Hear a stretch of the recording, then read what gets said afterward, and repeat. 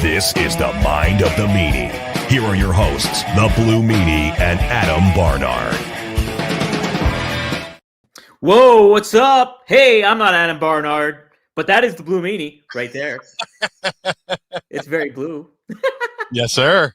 And hey, we're not doing a gender reveal. I know Blue's blue and I'm pink right now, but I am just subbing in. I'm tagging in. Pink was my dressing choice. Yes, the hot tag. That's right. The hot tag. Ooh. Yeah. Good shit, man. Tagging on. Hey, yeah, dude. Welcome.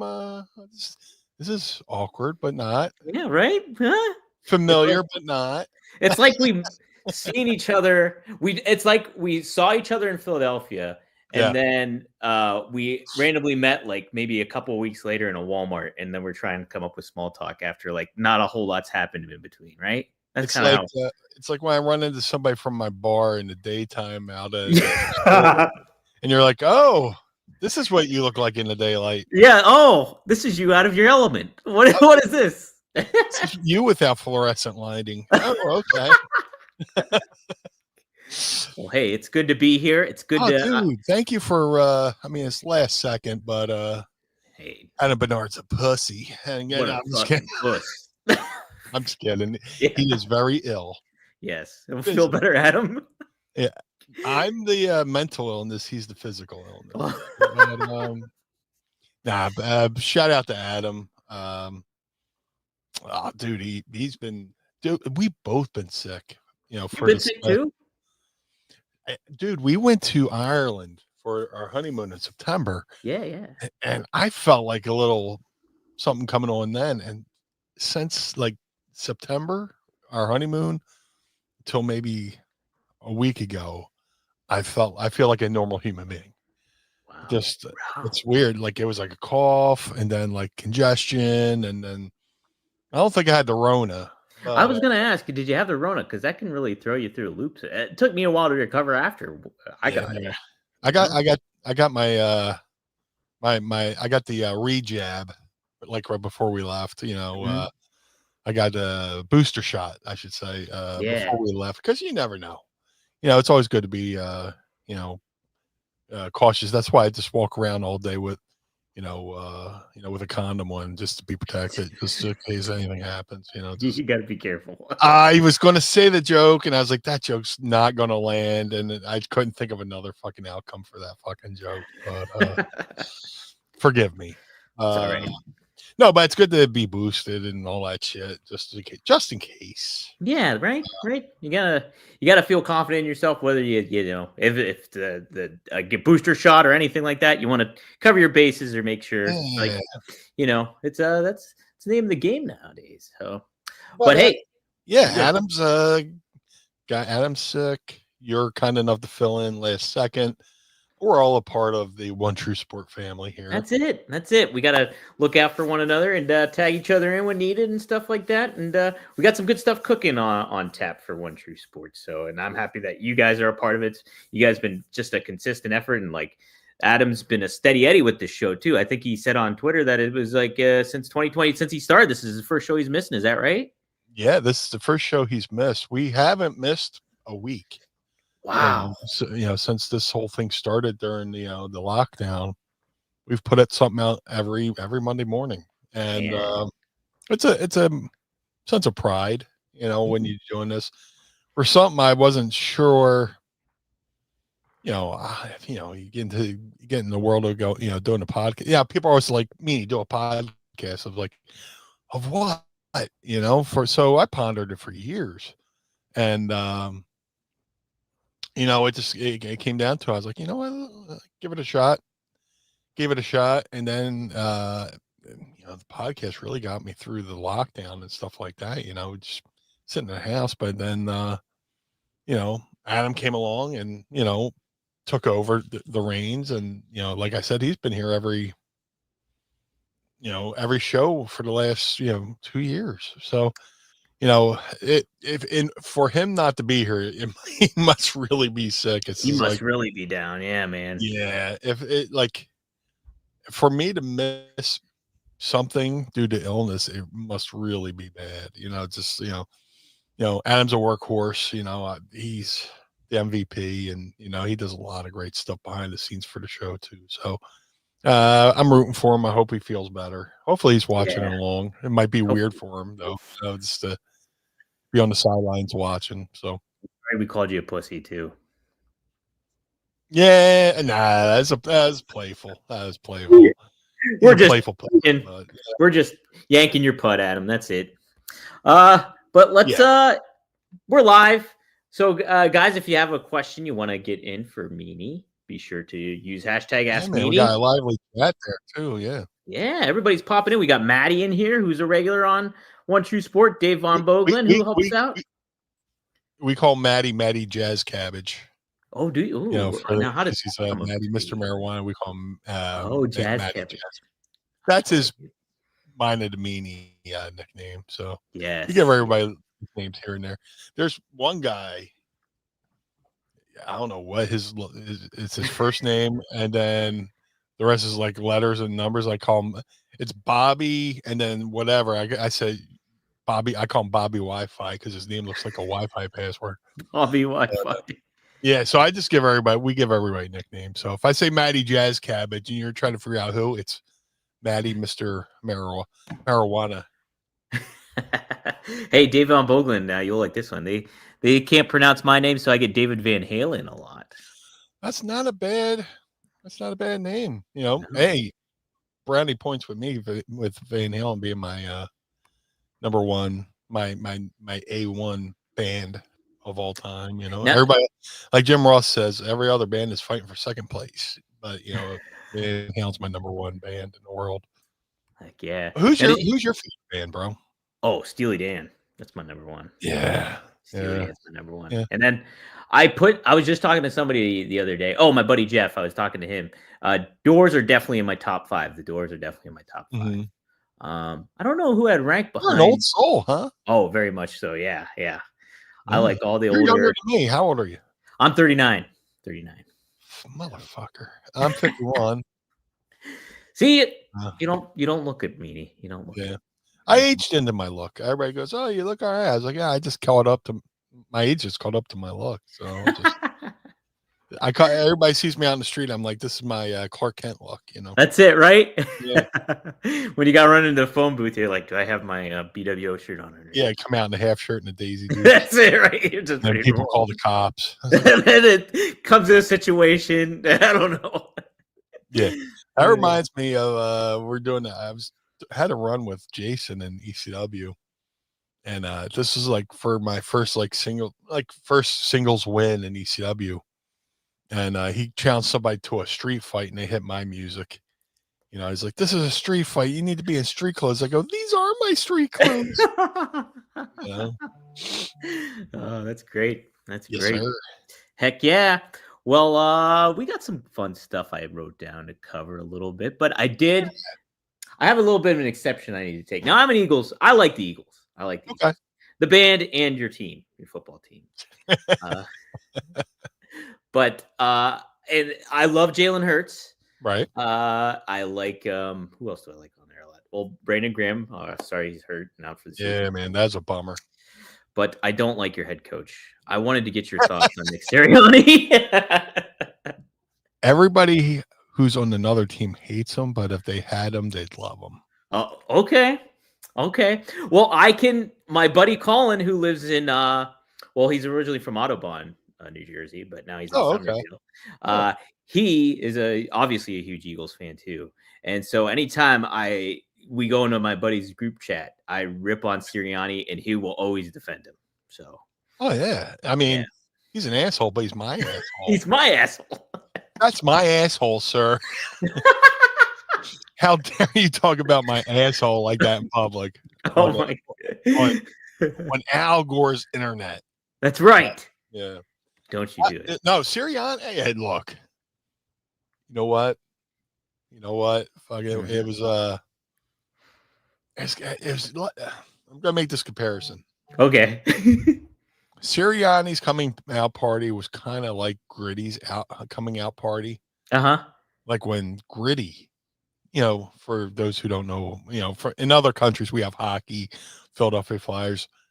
Their mascot's this big orange thing called Gritty. So when he debuted, everybody in Philly went, "What the hell is that?" Everybody did too. And then when people in other cities went, "What the hell is that?" Everybody in Philly went, "Hey, you leave him alone. He's ours." It's true. You know Yes. what though? Gritty though has this. He's got like this. He's almost like the bastard child of Grimace and stuff like that. When it comes to like and he's got the Muppet kind of vibe, Fraggle Rock almost. He's bringing all that in, and it's like he's got a bit of charisma to him. I think that a lot of mascots don't have. But it's funny you bring up Muppet, but the Philly Fanatic is an official Jim Henson creation. What? Really? Yeah. No shit. Yeah, back like 2 years ago, maybe 3 years ago, they tried to switch up his look because they were having a little tussle over the trademark with the Henson Group. Oh. But I think they eventually just went and paid whatever it was just to own it outright. So, but yeah, getting back to Gritty and Sirianni. Like Sirianni, debuted, in the lockdown or whatever.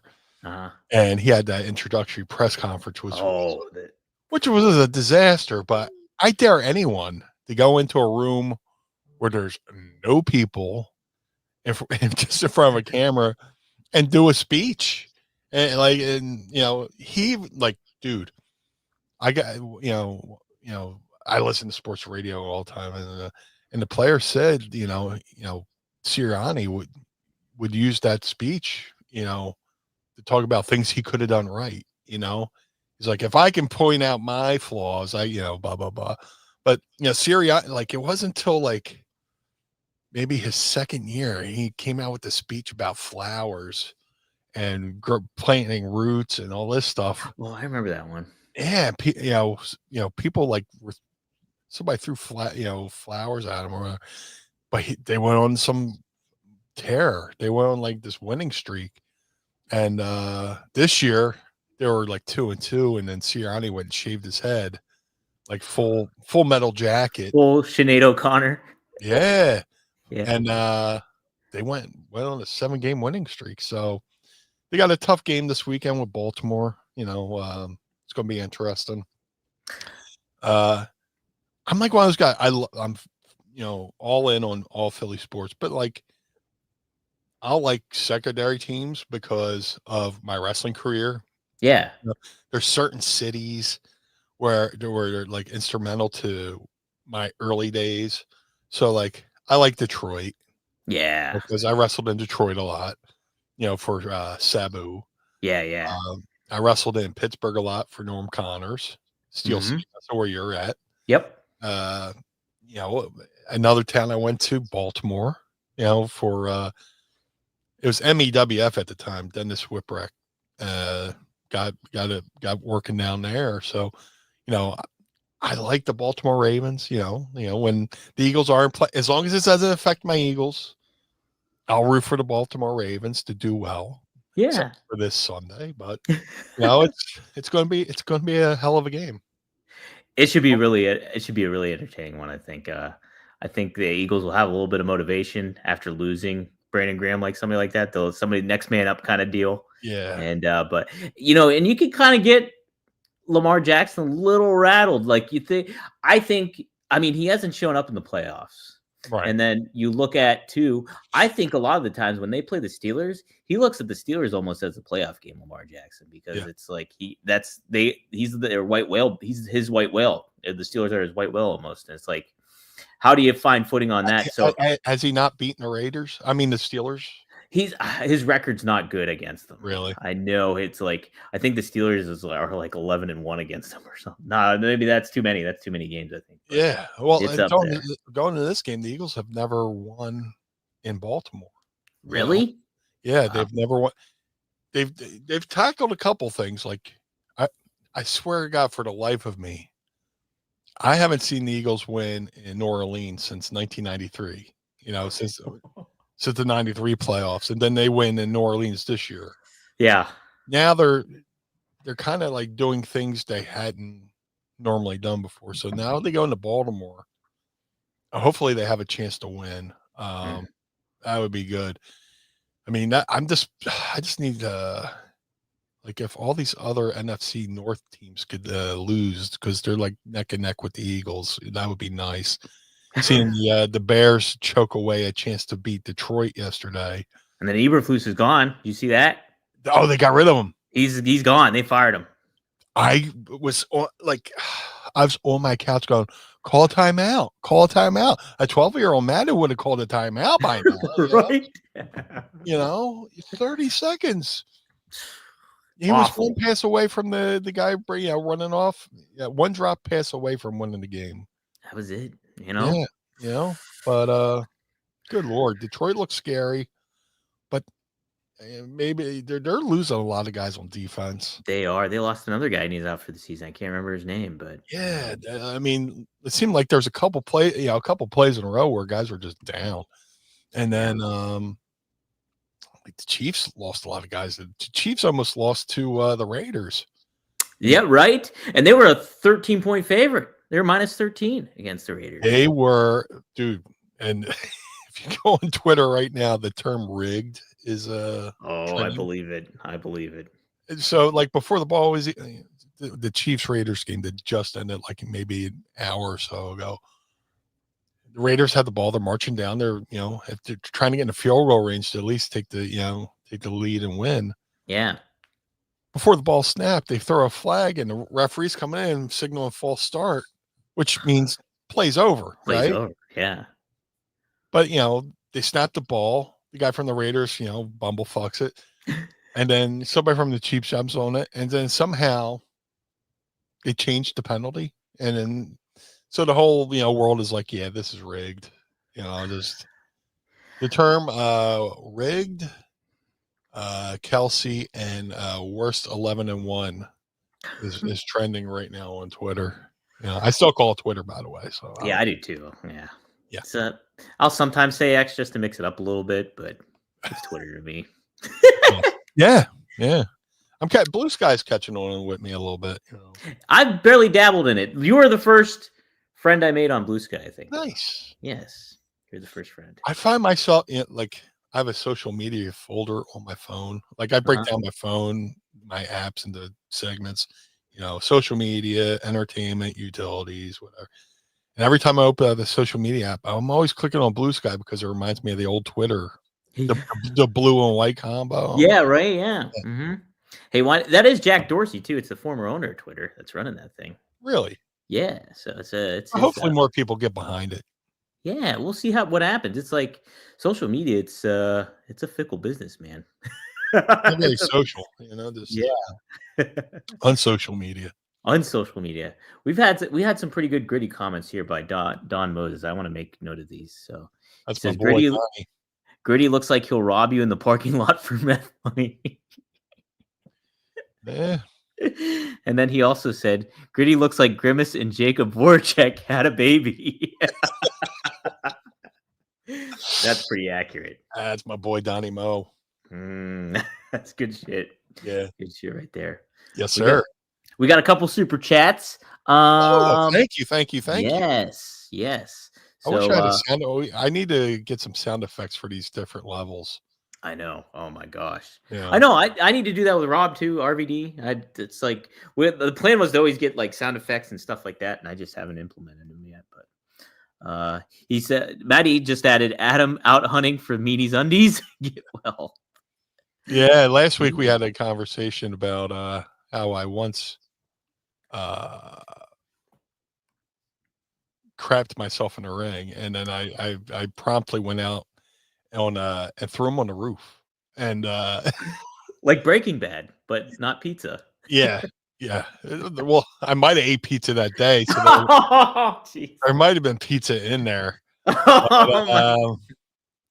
But yeah. So, and then I also went on Google Earth to see if they're still on there. It's in Inkster, Michigan, at the rec center. I went out the side door. Like if you're looking on fucking Google Earth, little side door on the right. I went out and did the Kareem Abdul-Jabbar skyhook. Skyhooked them on the roof. But I was messing around. I was like, thinking about if somebody does like a real good donation, I'll do this one. Hold on. The Blue Meanie. There we go. There we go. I like it. You guys get a good donation. And how about we make it, if somebody donates $10 with the super chat, we'll do I have to get I have to get like a bunch of different sound effects of different announcers saying my name excitedly. And that was Vince. Vince. When he was ECW champion. Oh, and he said he was going to have a street fight. Instead of facing Bobby Lashley, he's going to have a street fight with an ECW original, the Blue Meanie. The Blue Meanie. And this is on like Monday Night Raw, and I'm sitting in my living room going, "What? Hey, what now?" yeah. But I found that audio and just put it on the board. Well, hey, so I got to trim it up a little bit, make it a little bit. Tighten it up a little. We'll be a little snip. Yeah. But so last week when I was recording with RVD, he mentioned how he really liked the initial version of WWE's ECW and like on Sci-Fi, and how it kind of incorporated some newer guys like Bob Holly and stuff like that, and he liked how it was kind of developing. And then Vince ended up going, we're just going to have one extreme match, and that's going to be the only match. It kind of changed the whole game, and Rob played his case for it, but he was like, I got to protect my referees and stuff like that. Blue Meanie, I wanted to get your thoughts about the initial version of that, of how they implemented WWE and what they could have done to kind of cultivate that and keep that brand identity going, and maybe make it something very unique that wasn't but that they ended up not doing. Well, I always say, like, right before the real ECW closed down, the original version closed down, ECW was kind of steering off into a different direction a little bit. Yeah. Like, they still had some of the violent matches, stuff like that, but I think the original ECW kind of would have went the way of what Ring of Honor eventually became.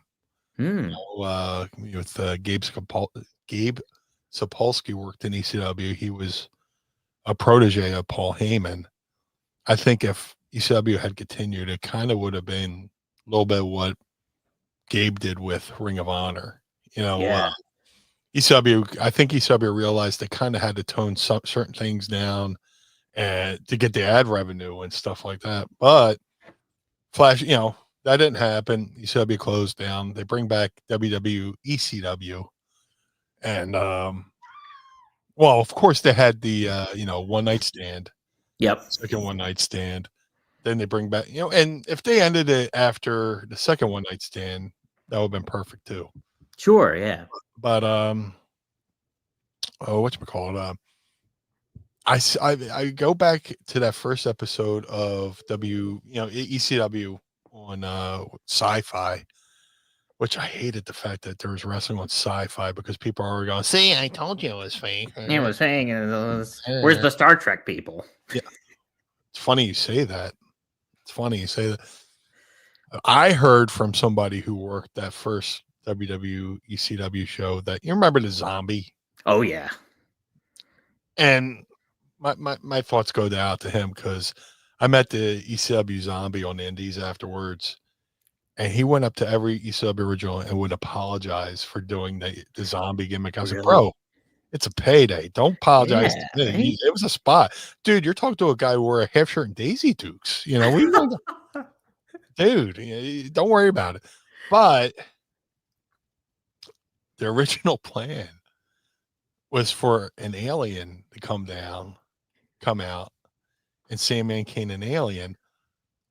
And allegedly, somebody at Sci-Fi said, well, he can't cane an alien because an alien would have a laser beam, right? And that's what I heard. Of course. Yeah. That somebody who I talked to who was working that show said, that was the initial, well, you can't have, Sandman Kane an alien. But I watched that show and it was kind of like, it's like the movie Wayne's World where Noah's Arcade bought the show, for $5,000. We got $5,000. They bought the show, and then they go to the first TV taping of Wayne's World under the ownership of Noah's Arcade, and Garth goes, "This is Wayne's basement, but this isn't Wayne's basement." I was like, "Well, this is ECW, but it's not ECW, you know." And to get back to my point of how I thought ECW was going a different direction before they closed. This is the chance for WWE ECW to kind of do that thing where they can have ECW, but use it as like what they do with NXT now. This could have been their NXT before NXT, because I watched those early NXT shows when the network first came around. I know they had shows before that too, but that was whatever. Like FCW, that's when they were like kind of transitioning into that. Yeah, I think some of the NXT shows were on Hulu before the network or whatever. You're exactly right, and that's how I watched them. Yep. Yeah. Mm-hmm. But those early NXT shows with that crowd and that atmosphere felt like ECW. Oh yeah. But I watched it. I think they had a good opportunity to bring up younger talent and stuff like that. But for whatever reason, it just didn't work. Calling it ECW, just didn't work. If I'm going to use a musical analogy, I love Van Halen, and they got lucky the second time with Sammy. Mm-hmm. They went to the well the third time with Gary. And while I like that album with Gary, they should have just called it something else at that point. Yeah. Just don't call Van Halen. My favorite Motley Crue record is the album they did without Vince Neil with John Corabi. It's just like, I think more people would have loved that album if they didn't call it Motley Crue.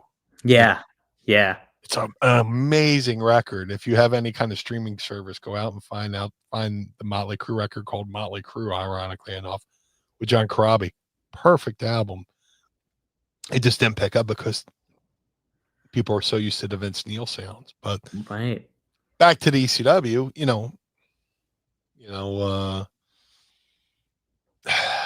they probably should just ended after the first or second one night stand and just done it that way. But that's the thing. It's like, Rob made a good point too, how he was like, it would have been cool if they almost did it almost like a settling ground, like even for SmackDown or Raw, like say I think he used the example like a Matt Hardy and somebody else, say if they're having a beef with somebody and be like, well, you know what, we're gonna settle this down in ECW, and it's almost like this other kind of, oh my God, they're going to ECW, and that's where the score is going to get settled, is down there. They're going hardcore for that. And I loved it. I love the identity of like, man, you do have Bob Holly. He mixes perfect in an ECW vibe, and it kind of incorporates that. And then you also thought Big Show was like, all right, he's kind of more WWE. All right, I can kind of see it. But Kurt Angle was a perfect guy for that too, just to that intense, mouth guard stuff. That was a full circle moment, kind of. Yeah, right. Yeah. Mm-hmm. I was there the night he stormed out with I was part of the reason why he stormed out too, with the crucifixion angle. I helped raise the cross. So, oh my gosh. Yeah. And then I was in the back, when he was fucking storming around. I was like, ah, shit. Uh-oh. But yeah, Kurt would have been perfect. He was perfect in that scenario. Yeah, yeah. They ran one show at DCW Arena with the new ECW, and the main event was Rob Van Dam versus Kurt Angle. And WWE has that new Vault channel. Yeah, yeah. They recorded that entire show. Oh shit, really? Yeah, it was like a one camera shot, but they should put that up there on the net. That was a great match. Man. That was such a good Van Dam versus Angle in the ECW Arena. It was amazing. Man, I'll have to bring that up to Rob on the show when we. Well, he's got more pull than I do, so he could probably contact somebody at WWE and say, "Hey, can you put that match on the Vault?" Yeah, right. Toss it on up there, huh? Yeah. I would not be against that. Another thing I wanted to talk about. Paul Heyman just did an interview with Shaq, not Shaquille O'Neal, but the Shaq from CBS Sports. Oh, okay. Yes, who I met. He's a very nice guy. So, awesome. But I guess Paul was asked about potentially future Paul Heyman guys. And he gave a little bit of a list. I want to get your opinion on who you think would be a great up and coming Paul Heyman guy. But here's the list that Paul Heyman said. It's a few names, as said: Gunther, Damian Priest, Braun Breaker, Liv Morgan, Rhea Ripley, and others are remarkable talents. This roster is the deepest and most talented in the history of the industry. Any of those names really stand out to you? If you had to pick like one or two new Paul Heyman guys, I mean, who would it be? I think Gunther could be like the new Brock, just you just look at me. It looks like he should be wrestling Lou Thez at Comiskey Park. 100%. Yeah. All his matches should be in black and white, But yeah. Oh my God. So there was Gunther, Rhea Ripley, Gunther, my boy Braun Damian Priest. Yep, Braun Breaker. Let me pull it up again real quick. It's on my other window. Liv Morgan, Rhea Ripley. Okay, so we named them all. Oh, okay. Yeah. Mm-hmm. I don't know if I can top that. That's perfect. That's I could definitely see Gunther though, man. Paul was always good with being the mouthpiece of like guys who were on the up. He gave so much credibility to people. Brock first came to WWE. Yeah. I mean, where would Brock been without Paul? Paul was the mouthpiece, and that was the secret to having managers. You give a guy who's like incredibly talented in the ring, might not be able to cut a promo, but you give him a manager who can cut a promo, like when superstar Billy Graham, he didn't need a manager, but they gave him the Grand Wizard. He's like, why are you giving me a manager? I can talk, Yeah. Mm-hmm. Paul was the perfect thing for Brock and telling the story, but who else would be a good well, there's a couple of Paul Heyman gals on that list, but definitely Braun Breaker. Yeah, and they tease that immediately. Yeah. I think they could wait on that for a long time though, almost, to be honest, because it's just like you don't want to have that too much of a connotation with Brock. You want Braun to be his own kind of man, and Braun obviously not as big as Brock, but I mean, like he's got that. They're building him up to be like that. He's explosive, right? He's got that explosibility, and like so, he can just be up. He can be up on you before you even have a chance to blink. Yeah, and that's what was scary about Brock. Brock was big, but he can just snatch you up, grip you up. Right. There's nothing you could do. Yeah. It's like, what do you do? It's the joke. What do you do if a pit bull humps your leg? Let him finish. That's it. You know. Yeah. Braun Breaker. He's a guy who he's going to have his way if in a fight. He's going to be on you in the blink of an eye and have you tied up like a pretzel, just like Brock. But like you said, don't break that glass just yet. Break the glass in case of emergency. Don't do that yet. Let Braun build up his attaché case in WWE, and maybe in like 4 or 5 years, you could probably go that route. I think he'd be a good antithesis to Paul Heyman. Like if Paul Heyman has another Paul Heyman guy, and then you have Braun on the opposite side of the thing, and it's like that's who you bid him up against. We kind of throw a little bit of a curveball. Because I can see, Braun Breaker. I can see him going face. Sure, Gunther, I see as a perpetual heel. Yeah, right. But dude, the Braun and Gunther feud would be really good, really good. There'll be so many. The sounds of the chops alone. My God, Gunther will chop you on your chest, and the print will show up on your back. That's it. Yeah. It'll be like a fossil. Matt Sandy makes a good point. He says CM Punk didn't need Paul Heyman, but it worked. I felt like that. Them together was like Bockwinkel and Heenan in a way. It's like Bockwinkel didn't need a Heenan, but it certainly enhanced all that together. Dude, perfect analogy. Nobody really talks about Nick Bockwinkel, and they should. Yeah. And they should. They should study him. Somebody should make it a point to be the next Nick Bockwinkel. But Yeah. Bockwinkel and Heenan were tremendous. Yeah, Mhm. because they're both the rich guys, and But yeah, that's a perfect analogy on Matt Sandy's part. Punk didn't really need him, but it worked. 100% it did. And I But think I would love to see your boy Damian Priest with him actually at some point. Like, because it's like, Yeah. I think Damian's, I said this to, couple New in, Yorkers, right, couple New Yorkers. I think couple New Yorkers. hey, but I think with what he did with, I don't know if you saw Raw this past week before he's in with Gunther and him, Damian Priest, just he's got that Scott Hall cool factor. You know what it is? And it's just like, as Scott a Hall's baby, a huge influence on him. Yeah. yeah, absolutely. And it's just, I think they're finding their niche with Damian Priest, I think. But you could very easily have him turn heel and join with Paul Heyman at some point, and then you get a whole complete new dynamic with Damian Priest. I think something like that will work too.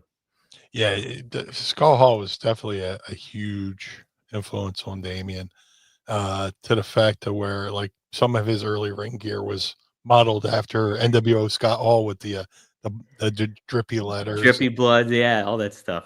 this walk through the ladder, for the ladder match, Yeah. But yeah, I could definitely. I think Damian makes a great heel, and he would definitely be great with Paul. Yeah, 100%. Yeah, I mean, Paul would be great. He can enhance anybody and stuff like that, I think. So. Well, the proverbial, Paul could manage a broomstick, get heat on a broomstick, And I don't think they really gave the whole thing, and maybe it was just the situation that the identity that WWE had at the time. But like, I would have loved to see them work a little bit more with Curtis Axel and see what they could have got out of him with Paul Heyman. You know what I mean? It just seemed like a missed opportunity with that, and with Cesaro in tandem with that too. Because later on, he made Cesaro for like a cup of coffee, but that was it. A cup of coffee. Ooh, rises to the top. Ooh, I got that too. Yeah, mine's as black as my soul, though. I take a sip of cold brew. I want to punch daylight. That's it. So you're dunking straight up. Is that what you usually go with? I'll if I feel a little flighty, I'll do the Starbucks. The joke about Starbucks being across from another Starbucks. That's kind of the case here in South Philly, but one's in the Target, one's in the Acme, as we say in South Philly. But I try to save Starbucks for the road. Like we're going somewhere, so yeah, I don't know. I'm weird. I save certain things for like road trips. Yeah. And Dunkin's a little bit more accessible in Philly, I find. There's a lot more Dunkins than there are Starbucks, but there's still a lot of Starbucks. Yeah. And there's levels to the different Dunkins, Dude, I get the cold brew at the one. There's 3 within walking distance of me. One I order a cold brew. I swear they're giving me regular coffee. Fuck these people. So I go the one this one I go to. They just remodeled the Dunkin' on Oregon Avenue. And brother, I take a sip of that, and I'm just punching daylight, tasting colors, and I'm just Jesus Christ. Oh, yeah. First sip, and I'm running to the bathroom. It hit you, huh? Oh yeah, unleash a dragon tail and just let it. I can watch it go down like the Titanic. Oh my god! That Rob Van Dam doesn't talk about taking poops. No, once in a while he mentioned something once, but that's it. He's very Rob's great. He's awesome. Yes, awesome. he is. It's a lot of fun. Let me see what else I wanted to touch upon real quick before we go to the Ask Meanie aspect. See, this has been pretty good so far, man. We're 40 minutes in. Yeah. Yeah. A little hot tag action. Yeah. Right. Hey. HTA hot tag action. Hot HTA. I like it. HTA hot tag action. Did you know 25 years ago today, Meanie? I probably do, and I've probably forgot. Was when Stephanie McMahon, it was revealed that Triple H married her and ruined the wedding between her and Test. Ruined it. Here I am with fucking anniversaries, right? Yeah. Especially my own. Uh-huh. Like my might have been last week or the week before, I finally remembered that we were doing an episode. We were recording an episode on the day the BWO debuted, Really? November to Remember 96. Not realizing the episode was actually dropping on the 30th anniversary of the Blue Meanie's debut, November to Remember 95. So Wow. Perfect opportunity to talk about fucking content and stuff like that. I was like, I'm so happy I remember the ones, I forgot the other, and we could just done both in the same episode. But Yeah. 25 years ago, with the drive-through wedding. The drive-through wedding. Dude, man, Test was such a good dude. Right? Everybody in that angle, good people. I love Triple H was always great to me. Stephanie's awesome. But let people know about Test. Test was such a great guy, man. Sweetheart of a guy. Soft-spoken, Canadian, well, polite, because he's Canadian. I got to work with him, one time, and it was the coolest thing. Dude, think about this. It was an 8-man tag. Mm-hmm. On one side, it was Test, Mass Superstar, Doink, and one other. I'm dropping the ball on. But on my side, it was me, Dr. Tom, D'Lo Brown, and Dusty Rhodes. What? In an 8-man tag. And it was the coolest match I've ever been a part of that I've never been able to watch because it was recorded, but something happened to, for whatever reason, they can't release it. But working with Test in that match, and then I saw him later in Philly. He was doing an indie show in Philly, and I he was doing a convention that day at the. So I was, hey man, what's up? Blah blah blah blah blah blah blah. And a friend of mine, who was with him, who I'm blanking on because this story happened so long ago. He was like, yeah, man. Last time you saw Test was like, man, I should just have the promoter book Meanie so I can work him tonight. Have a good match. And I was like, oh well, that's kind of a cool compliment. Yeah, heck yeah. Like he thought of me that well that he was willing to get me booked just to to work with me, but that. It was a shame when he passed away, and he's just, he's had some really good match. The match with him and Shane was fantastic. Yeah. He was a good worker. It's just, I wish more people would, go back, tonight, go back and watch some Test matches, Yeah. Rob said too, because he brought him up. That's how we led in the WCW thing. He was talking about his relationship with Test.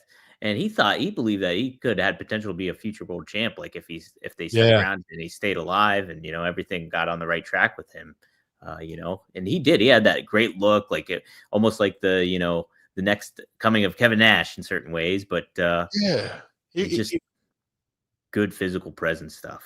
Yeah. He was agile. Like there was a moment he went away, but he came back and he had the short spiky hair.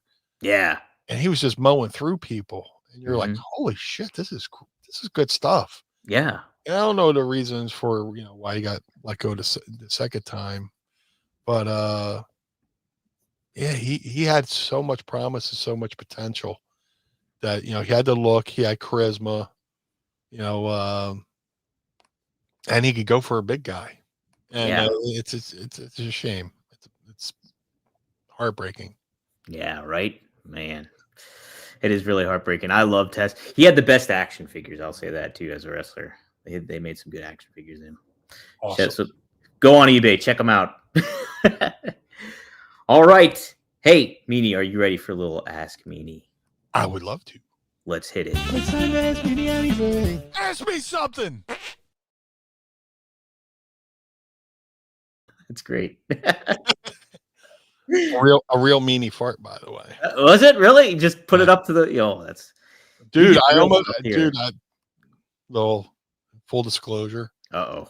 There was a moment where I paused, like a couple minutes ago. I was like, I got one in the chamber, but I don't want to know. I don't want to blow Dom out in his first hot tag action.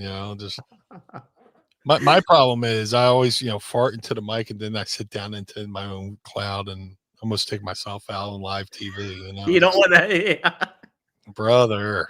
You don't want to get Richard Belzerd on here. Yeah, you're doing me a favor. I don't want to, shit into the mic while you're on. Yeah. Oh, thanks. Yeah. Out of respect for you, I won't shit into my own mic. Oh, that's so nice. Yeah. Hey, here's a nice question. Speaking of football, David Von Boeglen, $5. How about my Lions, boys? I'm 46, and this is my first year as a Lions fan, and I'm hopeful we'll see a Super Bowl. Who do you guys think? Who are you guys going to see in the Super Bowl? You got to make a pick, me. Hold on, bring that back up. Okay. How about my Lions, boys? I'm 46, and this is my first year as a Lions fan. Did he just pick them this year? Yeah, how'd that happen, Dave? Or I thought, how are you? 46? Or did you misword that? Yeah. Yeah, let's give you a reason to, Mm-hmm. redeem yourself. But you're saying you're 46, and now you're choosing the Lions to be your. Hopeful we'll see a Super Bowl. This is my first. Yeah, explain yourself a little bit, Dave. Yeah, I know you're from Detroit area. Yeah, are you cherry picking your favorite? Oh, or is this the first time you can come out as a fan publicly and say you're proud to be a fan? Which I still have questions about. But is it your first year as a proud Lions fan? Yeah, is that it? My predict. Well, I would love to see my Philadelphia Eagles in the Super Bowl, so I'll go with the NFC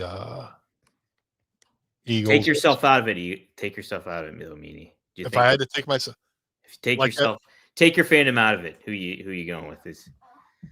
It could still be the Eagles. Eagles, Bills. Okay, that's what that'd be a fun one. That would be a fun. I don't think the planet can handle those two fan bases in the same. Could you imagine that? They're jumping through tables we're lighting on fire. So yes. Just you're climbing up telephone poles that have Crisco on them. That's another city I love because of my wrestling career. Like I was talking about earlier, there's cities I have a fondness for because of my wrestling career. And Buffalo was always a good city for ECW. Oh, yeah. I love Buffalo. We, as kids, we'd go Christmas shopping up in Buffalo. We wouldn't go to Pittsburgh. We'd go to Buffalo, or we'd go to Erie. Buffalo's the Burt Flickenser Center was so hot for ECW. That crowd was ravenous. Man, they were up for anything. It was like, it was like ECW Arena North almost. And now they're going through tables. You guys set the precedent for them. I would recommend against the plastic tables. Yeah, that's kind of weird. I always thought that was an odd choice of them. Those are very unforgiving. Yeah. I think I saw somebody else was going through tables, another fan base, and they gimmicked them. I saw they gimmicked the plastic tables a little bit. I know that was it the CBS pregame show or whatever. They were up in Buffalo going through tables, and you could tell those tables were gimmicked. Yeah. Did a Bills fan ever set one on fire and go through it? Hold on. I think David did he explain himself in the chat there? Oh, okay. David Van Halen. Now, after 40 years of suffering as a Lions fan, I look like a big first year that I'm hopeful they'll see a Super Bowl. Okay. You redeemed yourself. Here we go. You're off the hook. Yeah. I was going to say, David. I was like, yeah, I know you're from the area. And I was like, you just hopped on right then? Sound like a Cowboys fan, just... I know people, I'm a Cowboys fan, but I'm also a Lakers and Yankees fan too. Did you ever see the Homer Simpson meme where he obviously going into the bushes? There's the one where he's like a Cowboys fan and he comes out like a Yankees or a Los Angeles. I think they like that Yankees Dodgers series must have been tough on Cowboys fans. Who do I root for? What do I do here? Yeah. Did you know, fun fact, Meanie, I was originally a Cowboys fan. Did I tell you that? Why? Emmitt Smith. I was a big Emmitt Smith guy. And you're 31, yeah. And I was a Yankees fan too. But I still like the Yankees and I enjoy the Cowboys, but I ended up converting to a Cardinals fan for baseball because of Tino Martinez because of the Yankees. And then obviously Pirates. I like the Pirates because of Pittsburgh. Yeah. And then obviously just the Jets. My dad was a Joe Namath fan. They got the old jerseys back.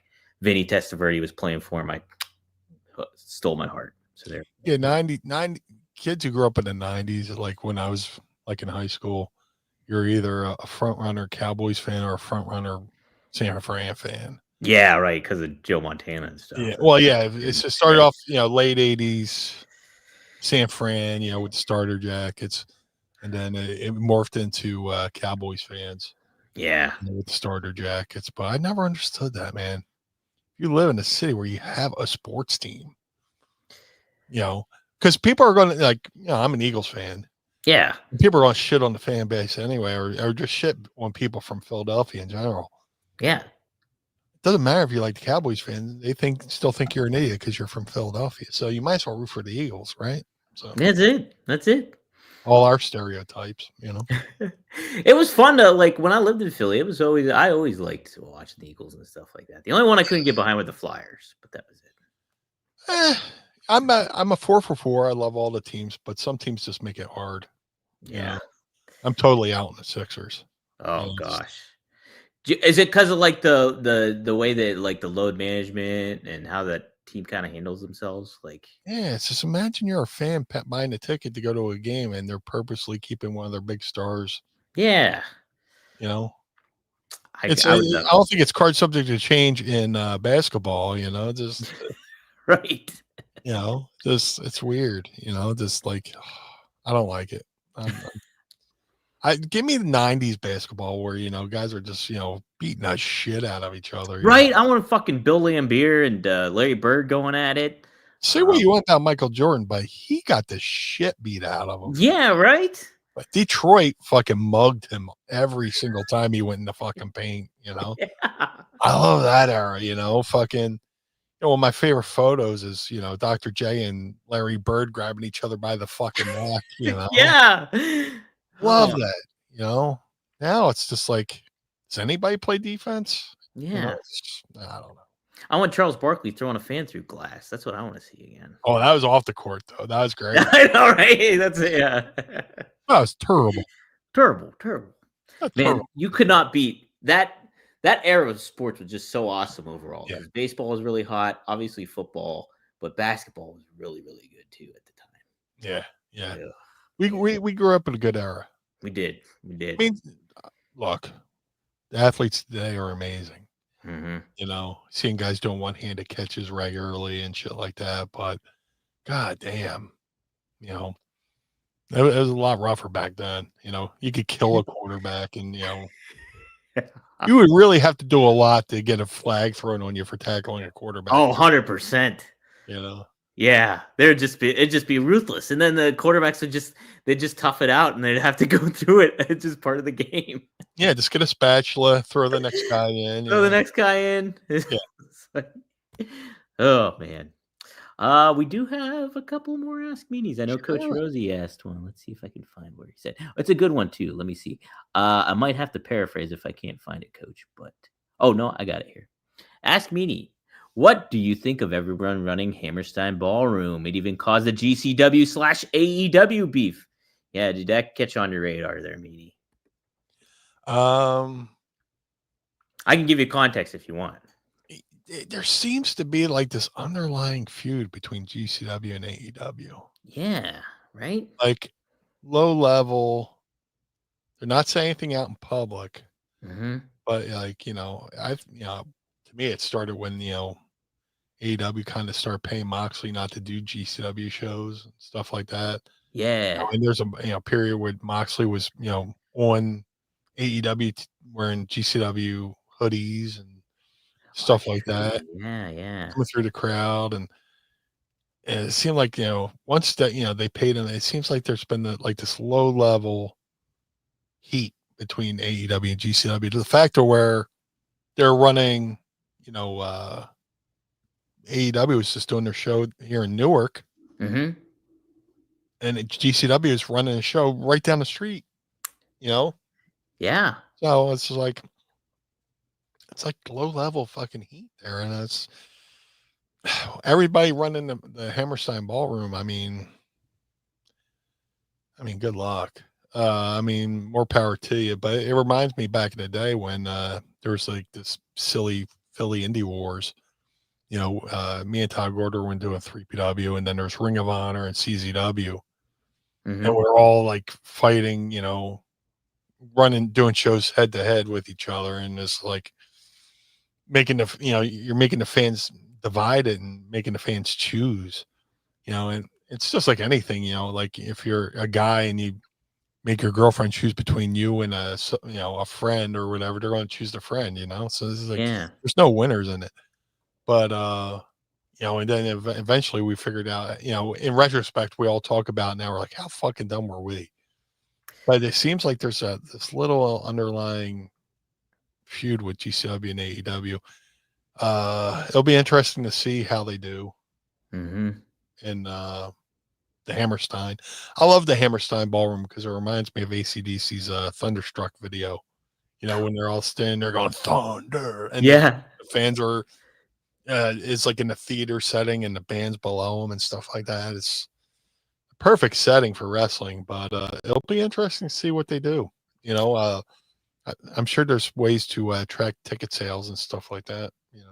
Absolutely. And it's like GCW's been making a trend of going to the Hammerstein, I think, on a yearly basis, at least, I think, for the past This like will be 3 like their years. second one, but they were like the first. They were, between them and AEW, they had first dibs, Sure, yeah.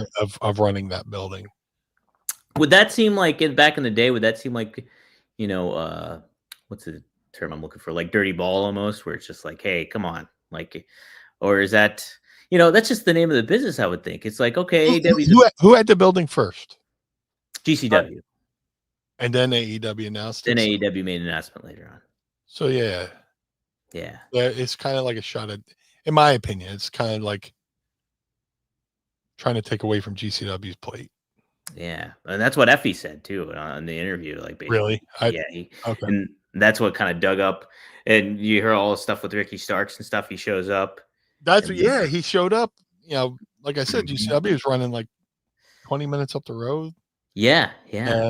and Ricky Stark shows up for GCW. I'm like, oh, I guess he must be done with AEW, but now he's still with AEW, Still which with it. Yeah, I think they were letting him work the date, and then so this is what was said. I had this on the notes too. please. Yeah, Ricky Starks, GCW. So Fightful reported that AEW's decision to pull Starks was in part due to comments Effie made about Tony Khan and Shad Khan on his podcast. Now, Effie ended up saying that kind of took a dig at Tony in a way, saying that he's going off his dad's money and stuff like that, and said something like that during an interview. And so this is what Dave Meltzer ended up writing in the Observer was, while nobody officially said anything, the strong belief actually confirmed to us is that it was the comments from Effie of GCW on Tony Khan, particular line where he said about Khan's father paying Tony to stay away from NFL decision making, I think is what he said. And then he led to Khan feeling he didn't want to do business with GCW. So that's what Meltzer wrote in the newsletter. So a little bit more of like taking shots of Tony outside of the wrestling realm of things, it seems like. And then Understandable, but in my gut, in my ample gut, that's been the feeling for a while now. Yeah. There's been like this low line tension between the two. Just they haven't.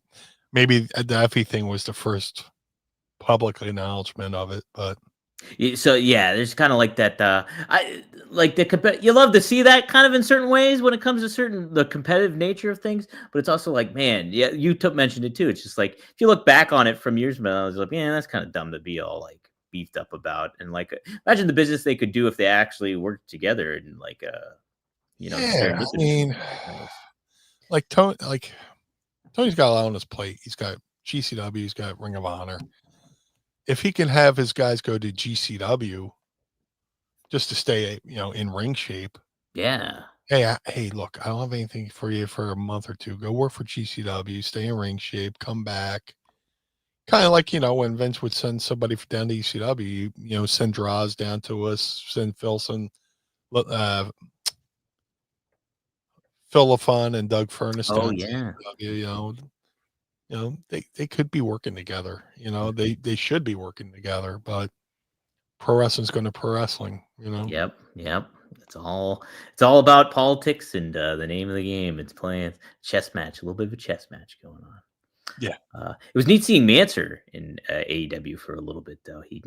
He fought Moxley, I think, one night on like a Rampage or something. I'm a big Manser fan. Me too. How do you not love Manser's? Like probably in my top, like such a throwback, isn't he? And he's doing great heel work right now too. If you've seen that, he's embracing the heel identity as the GCW champ, and he's great, man. He's so diverse. He's likable. He can be hateable. Manser's the best.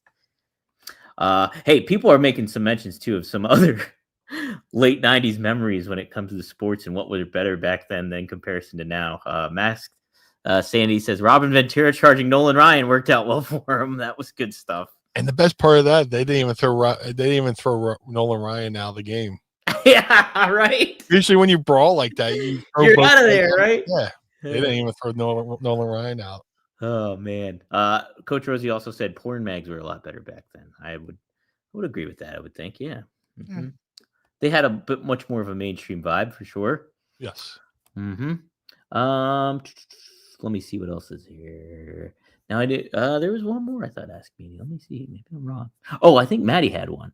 It was, what did you think of, I think it was the Brock Lesnar versus Eddie Guerrero promo? Oh yeah, Eddie versus Brock promo. Do you remember that one? Don't remember, but that was a hell of a match. Right? At the Cow Palace. Man. Yeah. And Brock did the right business too, you know. Yeah. Mm-hmm. Yeah. 100%. Brock's always about the business, but that was amazing. Yeah. Yeah, Brock, that's what I love so much about Brock too, is like you look at that match he had with Daniel Bryan, and it was such a weird position at the time because Daniel Bryan was a heel. Yeah. It was the Survivor Series. He was a heel, and Brock was almost like kind of the baby face, I guess. But like Brock sold great for Daniel Bryan. It was awesome. It was one of the best matches, and it was just such a weird dynamic because of the situations they were both in. But, yeah, things are done right. Mm-hmm. You know? Yeah. That's what's great about Brock. He's not afraid to do the business right. So, cool. Meanie, I almost called you Robert, my other co-host. Okay. What do you want to plug? What's cooking here? So normally this is where, you know, Adam throws to me and I go, if you would like to follow the Blue Meanie on all forms of social media, Facebook, Twitter, Instagram, Blue Sky, at Blue Meanie BWO on all forms of social media. If you would like to support the Blue Meanie, go to prowrestlingtees.com/Blue Meanie. Right now we're having a Black Friday sale, so get in there, get yourself a BWO shirt. MadCatBeardCare.com. Get the Blue Spruce Beard Oil and Balm. Shout out to my boy Josh Thornton, who's doing an amazing job over there. He rounds up the kitty cats, takes them to the vet, and sends them back out better than he found them. So if you want to look good and smell good, if you're a bearded fellow like myself, get the Blue Spruce Beard Oil and Balm over there at Mad Cat Beard Care. The Ultra Pro Wrestling game coming out to all major consoles in 2025. We just had a signing this week. I kind of helped get together, but I can't spoil it yet because they haven't announced it yet. So some really cool names coming to Ultra Pro Wrestling. Ultra Pro Wrestling contains not only original characters by the amazing Hal Haney, but many real world wrestlers, including many others I'm trying not to spoil, as I just said. For more information, go to ultraprowrestling.com or follow them on Twitter at UPW Video Game. That's ultraprowrestling.com or UPW Video Game. The figure collections Bone Crushing Wrestler Series 1s of the Blue Meanie are available right now. All Series 1s can be ordered now at shop.figurecollections.com. Type Blue Meanie in the search bar. Pick normal Blue Meanie, whatever your definition of normal is, or BWO Blue Meanie. Either way, there's no wrong choices. So go over to shop.figurecollections.com. To have the Blue Meanie on your podcast, go to podstars.net. That's podstrz.net. Register your podcast, book the Blue Guy, and we'll have a conversation over there at podstars.net. And finally, cameo.com/Blue Meanie BWO for birthdays, holidays, and well wishes. Book through the site. Don't book through the app. The app takes too much of your hard-earned money. I got 2 in the chamber I got to do, right after the show. They're a lot of fun to do. Let's make somebody's day a lot more happier and brighter over there at cameo.com/Blue Meanie BWO. But most importantly, not Mr. Bernard, Mr. Dominic. Where can people find you, sir? Yes, you can find me on Twitter at Dominic DeAngelo. You can also find me on Instagram if you like. I post a lot of thirst traps on there where I'm at the gym, or I post pictures of my cat. You can go at dom.d'angelo and check those out. Additionally, hey, speaking of Black Friday sales, Beanie is part of the One True Sport umbrella, and we have a Black Friday sale going on with this very t-shirt. You can get it right now. I made a Steely Dan reference when Black Friday comes in the graphic. You get 20% off site-wide. You can get that one-of-a-kind Blue Meanie Blue World Order t-shirt. Blue World Disorder. Disorder, yes. Yeah. So use code Black Friday at 1tsport.com. Check out everything we got going on there. Great shirts over there, especially the Bruiser Brody. Oh, man, they're awesome looking. They're awesome. We just got Paul Orndorff, too, over there. We're working on somebody else that I want to reveal at some point. We have to make one more t-shirt for them before we make the announcement reveal for them. Nice. But yeah, really good name. Really good name. Proud of you guys, man. Thanks. It's been a lot of fun. And this has been a lot of fun, Meanie. We'll have to cross over again at some point here. This is like, well, here I'm going to date myself with this reference. I'm ready. It's like when the show Emergency did things with Adam 12 back in the 60s. Whoa, okay. That one's over my head. I remember hearing the name Emergency of a show. There's a show called a fireman show called Emergency, and then there's the police show Adam 12. Oh, and they characters made cross appearances on the shows, and even though that show was in the 60s and 70s, I would later see the reruns. So I'm not that old, but I'm old.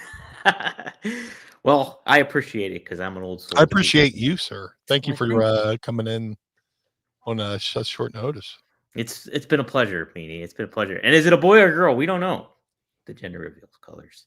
We're gonna let you guys decide. Meanie, is there a certain way you guys sign off here? Besides the there should be a video. I got the video. Yeah, that's all you gotta do. You gotta say your plugs and see you next Hey, you, don't be blue. We'll see you next week on Mind of the Meanie. Huh? Is that pretty good? How about that? Yeah. Blue World Order.